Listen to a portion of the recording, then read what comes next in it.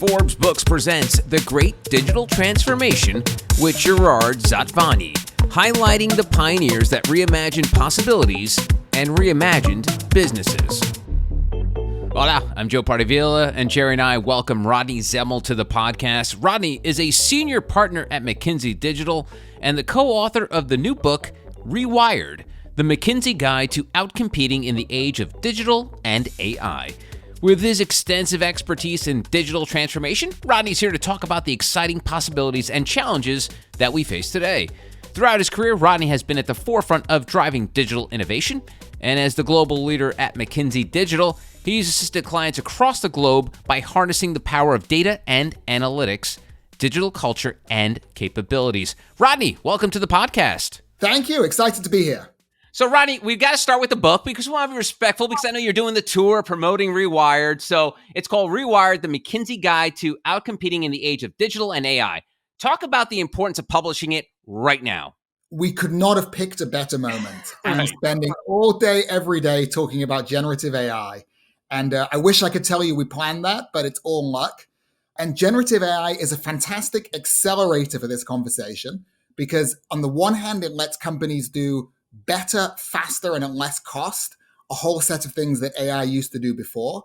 But on the other hand, it risks actually sending companies in the wrong direction because it can just create massive proliferation of pilots. And it can be like back to 2018 in digital, where people will feel like they've got more pilots than an aircraft carrier.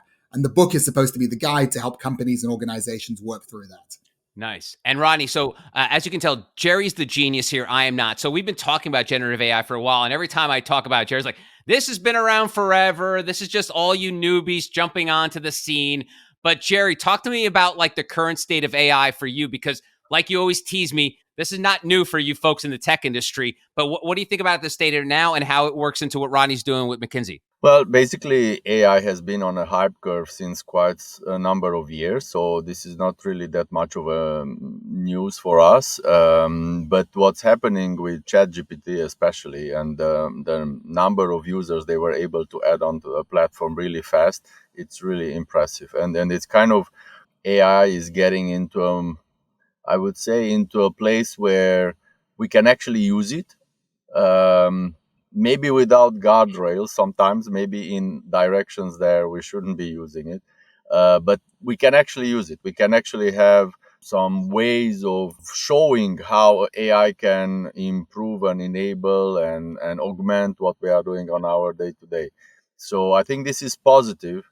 But you need to treat this very carefully because in some areas it can become a big issue in terms of privacy and data concerns and all that. So we are very, very positive about this, and also in the same time very cautious about this, and really talking a lot about supervising what the AI can be doing and really being there to really guide our customers and guide our employees in how they approach AI. So that's where we are today. And I'm very curious to hear how is Rodney approaching this, especially when you guys are interacting with your customers. What is your guideline? What is your direction that you are giving to your customers from this point of view? So first of all, I'm with Gerry. It's not new, right? And specifically, I think 2017, when Google put the transformer model out, right? For people in the field, that was the moment in generative AI. But it's really been since, the beginning of this year, right? Where it's been like in the public imagination. The reality, though, is this is a technology that is easy to pilot and hard to get value from at enterprise scale. So what we're telling our clients and what our colleagues are working with our clients with every day is you got to start from where the value is, right? There's huge temptation to say, fire it up where you can do something cool and neat. I was talking to a company last week who are trying this in 75 different places. That's crazy, right? You're just going to get yourself tied up in knots. And what you actually need to do is start from where the value is, build a top-down business-led roadmap of where you want to go with it. And then that's what you rewire the organization around. Gerry, he's speaking your language from top down. The guidelines that we are providing our people and our customers are really top down, but we see use casing coming up bottom up. I think this has kind of really enable people to dream a little bit and made them come up with some use cases that I wouldn't been able to forecast or even imagine a year ago. And that has value in itself. And when these ROI guidelines plus data security guidelines match with the use cases that we are seeing bubbling up, it's very interesting. It's very interesting, and we see use cases in coming up in surprising areas that I wouldn't have thought about.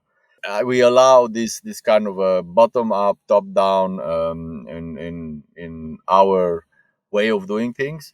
While the top down has value because you need, especially from a point of view of data security, especially from a point of view of how you supervise AI, because AI supervising AI to really control for bias and understanding how the bias comes in. This is very important to do, and this you need to be top down on this. But on use cases, I think allowing for a healthy bottom up is not such a bad idea if you understand what are the ROI parameters. I can, in a moment, talk through, I think, the 4 categories of areas where we're seeing Gen AI use cases in particular. But on the how do you rewire the corporation or the organization, right? To Gerry's point, it is a combination of top down and bottom up.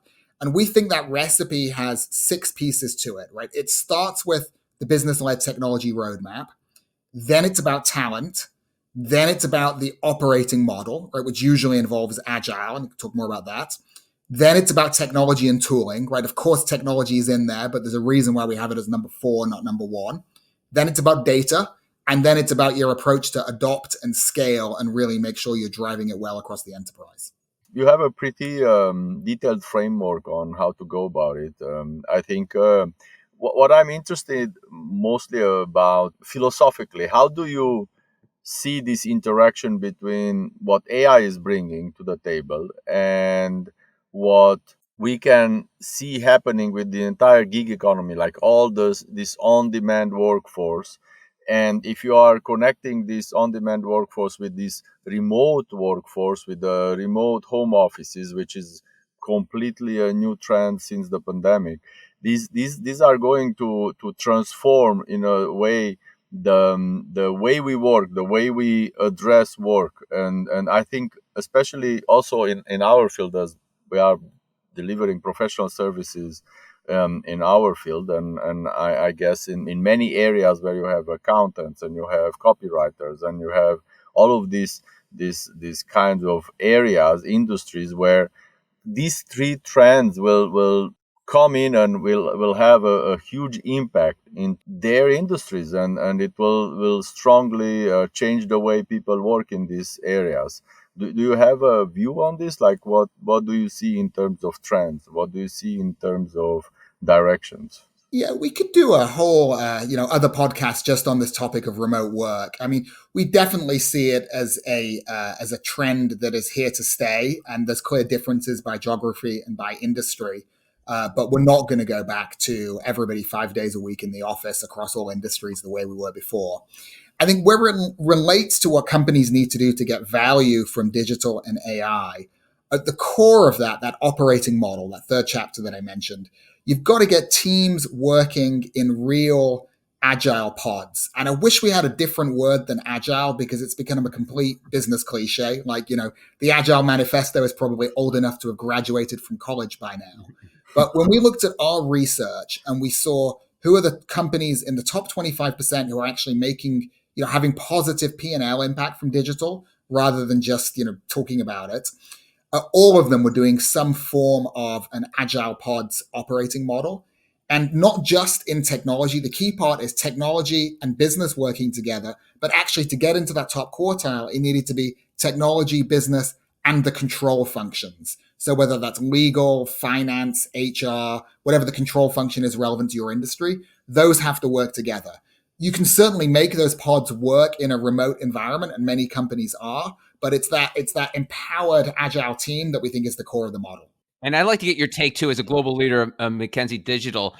We talked about some of the challenges now, the way things are going with, you're saying remote's here to stay. But what are some of the most common challenges you're seeing with companies you're working with undergoing digital transformations? Because that's Gerry's bag, digital transformations. When it comes to making that shift, transforming a company, transformation, another one of those tired words, sort of like pivot and agile. But what are you seeing on the ground these days with your work with McKinsey? Sure. So what our data says is 90% of companies, actually 89% of companies, have got something called a digital transformation.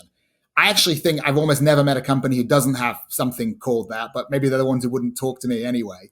But if you then say which of them are actually showing real economic contribution from it, right? So where can you see it in the income statement, right? Not just in the in the plans they talk about. The number there is about 25 to 30%.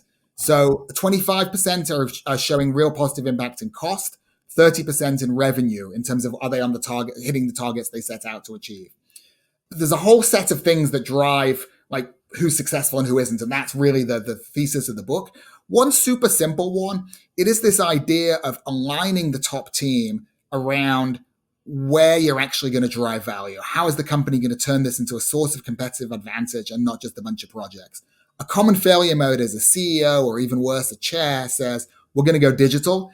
And then you get digital sort of cascaded into every business, every function in small ways that don't scale. If you're not targeting 20% improvement in EBITDA or more, then it's not really a transformation. And companies that don't aim high are not going to succeed high. There is even an interesting observation. Like many people call digital transformation projects or initiatives that I would just simply call digitization. It's simply moving paper-based processes or whatever into the digital realm.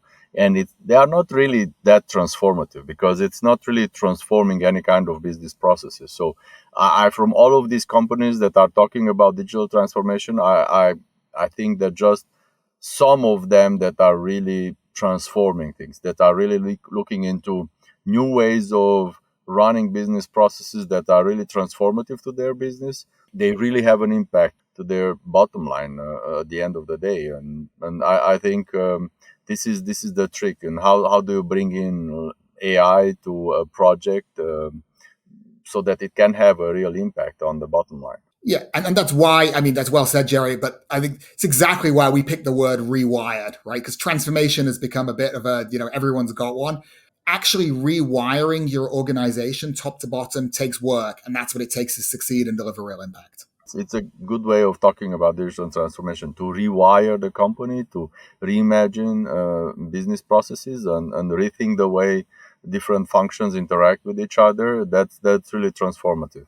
And Rodney, do you think the reason these digital transformations are not working is the fact that no one really knows what it means? Like you said, it's a CEO or chair saying, hey, I was at the golf club the other day and some guy was talking about digital transformations and we should do that. Do you think that's just what it is? Again, this top down where no one really knows, or the people that are enacting it don't know what it actually means. And then you get caught up in this.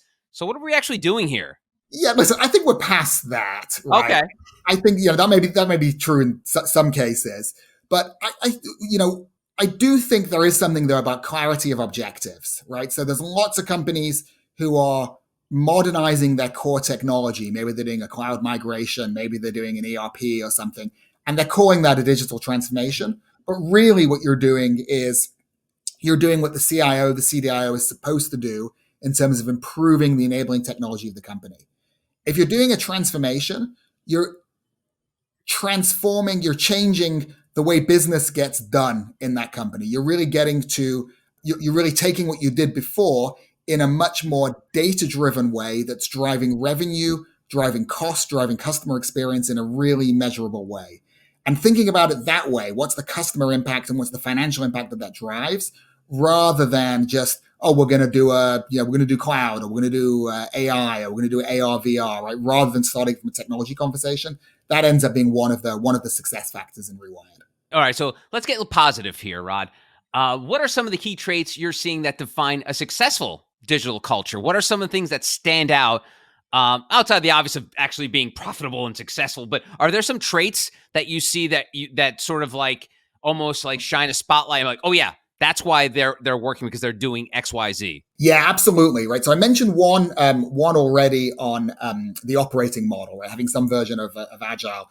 Another one I'll pick out. So on talent, right? So at the end of the day, talent wins in digital as it does in everything else. And companies who are really having impact have moved away from massively outsourced models onto a more in-sourced approach, at least more, maybe not fully, but at least more heavily in-sourced approach, smaller teams of higher skilled people, and have really taken the opportunity to upskill their workforce, right? So the answer to the question of how many people on the senior executive team really are digitally and AI savvy ends up being a big driver of whether you're going to have positive business impact here or not. It used to be the case. If we're having this conversation 5 years ago, it was all about go to Silicon Valley, go to London, hire the digital natives and so on. The reality is that was a lot better for changing the company dress code than it was for actually driving business impact. So you might need a sprinkling of that, but it's actually how you really reskill and upskill the leadership in the front line of the corporation that makes a huge difference. You mentioned Agile. And actually, one indicator for me when I'm going into a company, when they are telling me that they are doing Agile, I'll definitely look into it and see what are they calling Agile. And if they are doing it according to the best practices, then I know that they are serious, that I know that there are ideas, there are inputs that are being taken from all over the place, and they are driving this process really well. But because sometimes I see companies that they use Agile to just describe chaos and things that are not organized, and you don't have a proper ROI established, you don't have a way to measure things, and they are just throwing things to the wall and see what sticks. So when I go in and I see that there is a proper Agile process, that you have a proper KPI set up, a proper ROI measured, and the discipline in running the cycles, that's when I see that the company, it's buttoned down and there is some maturity in what they are doing. So that's when you mentioned that word, I think and rewiring is definitely a good word to use in this process. Yeah, the only but I'll give on your Agile comment is we also see companies the other way, right? Who've gone really in love with like the Agile ceremonies and the names, and they've got Scrum Masters and chapters and all of that stuff. But it ends up just being elaborate project management, and they haven't actually got the business, the technologists, and the control functions really working together, right? It doesn't matter what you call it and whether you have the ceremonies or not, if you've really cracked that code. And if you crack that code and then build the right technology infrastructure around it so you can do CI/CD and 2-week release cycles and so on, that's when you're really getting the value. Some people talk about the Agile process as a religion. Exactly. All right, well, let's keep things positive and talk a little bit about the book. Can you share some of the success stories of companies you've worked with at McKinsey that you've helped clients achieve successful digital transformations, Rod? Sure. I mean, there's so many to choose from. I'll give you one example. I'm going to talk about a company that we work with in Baghdad. So that's Baghdad, Arizona, not the other Baghdad. The reason I like this example is because it's about as far from Silicon Valley as you can imagine. I think it's only like a 2-hour flight, but sort of spiritually, it's about as far from Silicon Valley as you can imagine. And this company, it's part of Freeport McMoran, and they're in the copper business. And this particular site in Baghdad has been mining copper and concentrating copper since 1882. And the basic process is, the rocks come out and they are maybe 1%, 0.5% copper. You put them in the concentrator, it comes out 25% at the other end. I'm from New York City now, so what do I know about copper? But that's the basic process. The trouble is, because they've been mining there for more than 100 years, the quality of that ore goes down and down and down. So they thought they were going to have to build another concentrator to get the same output. That's a $200 million capital investment that they were going to need to make. As they were thinking about that, the copper price took a nosedive, and they thought, is it worth making this $200 million capex investment? It just so happened that at that site, the head of the plant and the CIO had been quite farsighted and set up a pretty elaborate data infrastructure. They had sensors on all the trucks. They were tracking and measuring everything. So they said, look, instead of looking at this, building a new copper concentrator, let's instead build a digital twin of the one we've got and let's optimize it. So with our help, they went away and they created this digital twin. And really what it was a simulation of the copper concentrator. There's about 42 different parameters that they end up optimizing. And they just looked at different ways of optimizing those parameters. And what came out, and this wasn't like a go away and sit in a dark room and see what pops out the other side. This was done iteratively over, 2-week, 4-week cycles with the frontline workforce at the plant. What came out was a completely different way of running the concentrator. It led to a 10% improvement in output, which was enough to mean that they didn't need to go and spend this $200 million of CapEx. So 10% improvement in output. And things that had been like really received wisdom for decades on how to run the plant, like, keep the safety stocks at a certain level or only one truck at a time in the queue, things that would have got an operator fired or disciplined for doing something different. Those turned out to be wrong when you actually built the proper machine learning digital twin that was able to optimize it. Based on that, they were then able to pivot the strategy of the company, frankly, largely away from heavy new CapEx investments and into really digitally getting more and more value out of what they had. The reason I like this example is because, again, where it was done and the workforce it was done with and the industry that it was done in, you get a little bit of like, if it can be done in that industry, then gosh, what industry can't also take this on?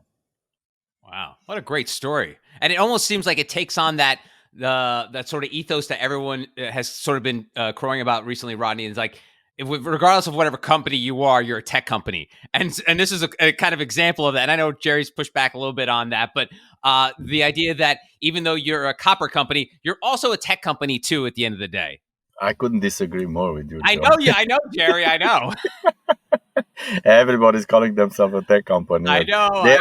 They are a mining company that are using technology properly. This is what they are.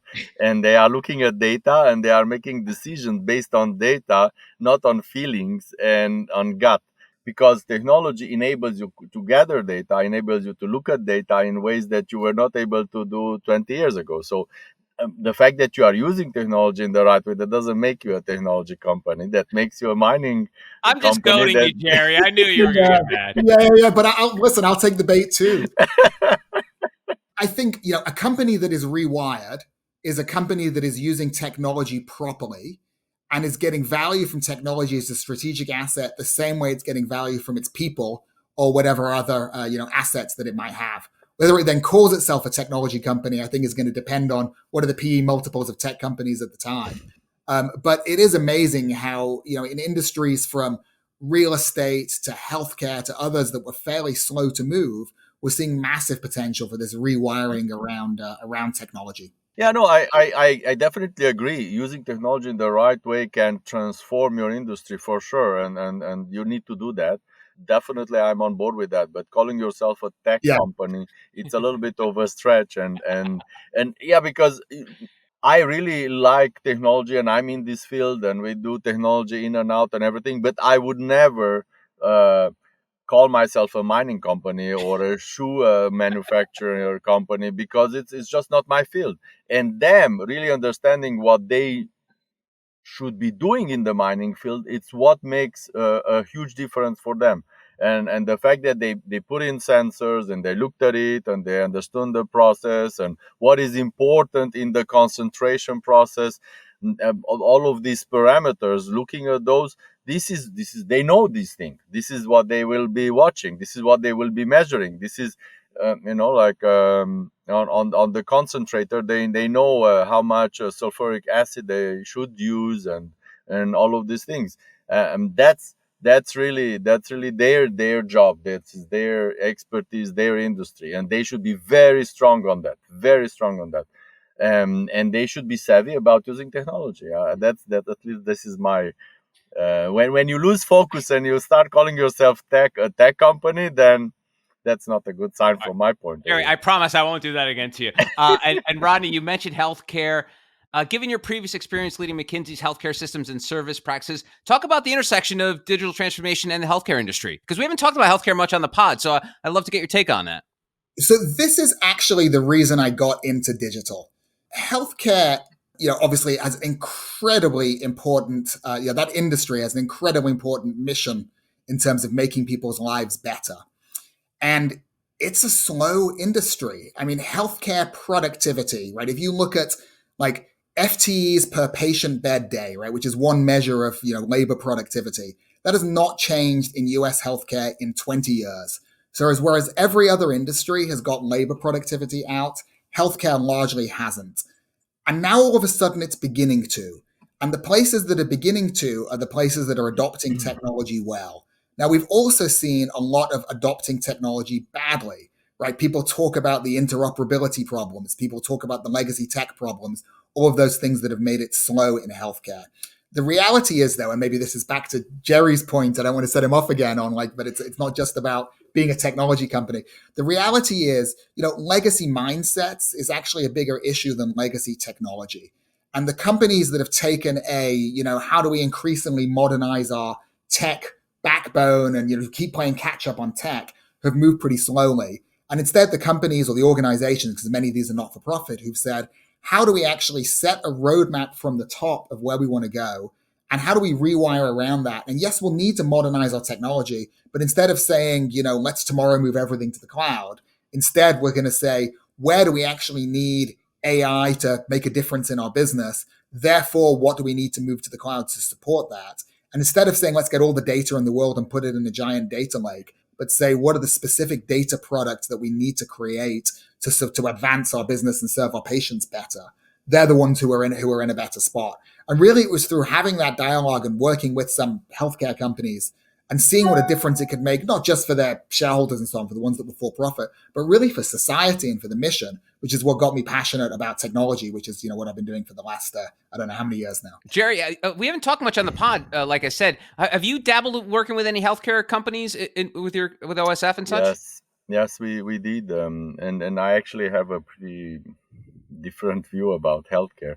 Like the way healthcare is set up today in our society is not really well done, because it's all about fixing your issue.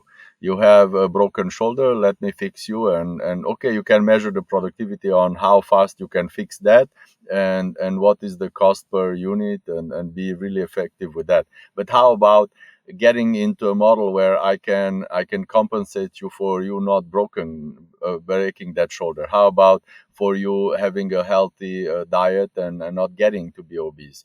And like this, we are really, as a society, we are still really focused on fixing stuff in terms of healthcare instead of incentivizing people not to get into trouble in the first place. So, and I think even from a point of view of technology and businesses, I see ideas, I see companies that are now more on, let's gather data about you and let's help you stay healthy instead of how do I help you to fix your issues faster. And even, like, for example, personalized medicine, like you go now with technology, you can do you can sequence your genome, you can understand what are your issues, your potential stuff that comes from your genetic code, and then personalize your healthcare based on that, and even your lifestyle based on that, and you can have sensors that are tracking all your body signals today, and using that to keep you healthy and keep you well, instead of getting into models where you are fixing stuff. And then that's I think, philosophically speaking, as a society, I think this is where I think that we as a society, we really don't think ambitiously enough about what we can do to actually keep us healthier than in the past. So, Joe, I'm going to tell you the best healthcare technology story I've heard in the last week or so.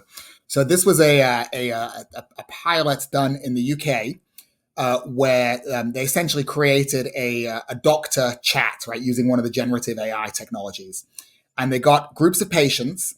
And they asked the patients, can they tell the difference between a panel of real doctors who are interacting through text chat and can they that versus the chat? It turns out the patients were actually pretty good at being able to tell the difference, right? They got that right more than 60 or 70% of the time. I don't remember the exact number. However, they then asked the patients which ones they preferred. They overwhelmingly preferred the bot versus the real doctors. And not only did they prefer the bot, they thought the bot was more knowledgeable, and they thought the bot was more empathetic. So, my younger brother is a doctor in the UK. So, I find the doctors and the empathetic part easy to believe. I tease him with that.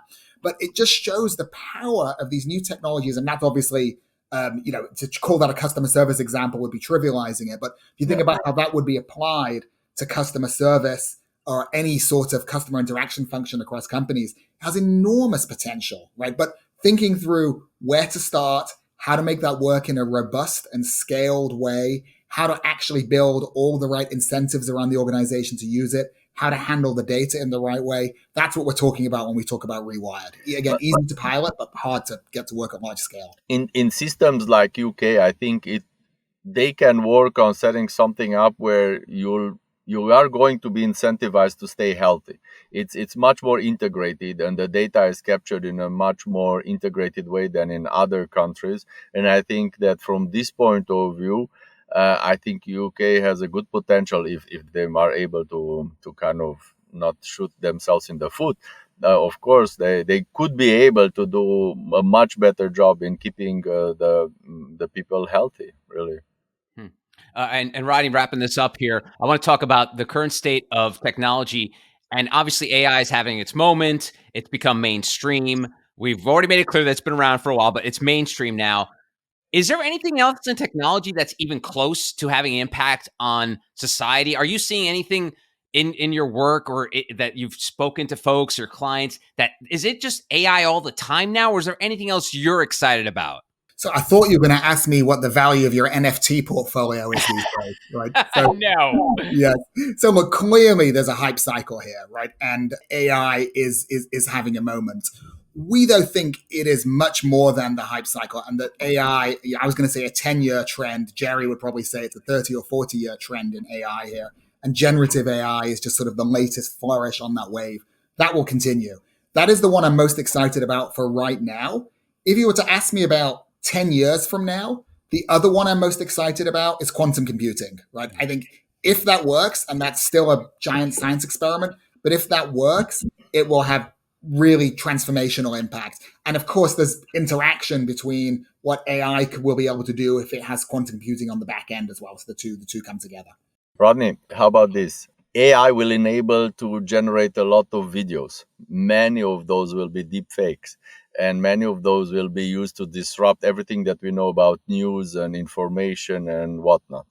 How do you tell apart a video that is a deep fake from a real one? It's going to be a huge challenge. How do you tell apart, like even today with the amount of spam email that you're receiving, you need a better way to authenticate who is sending the email and who is in a video. And I think that one technology that can address this and is going to come really fast and furious in the next couple of years is the blockchain technology.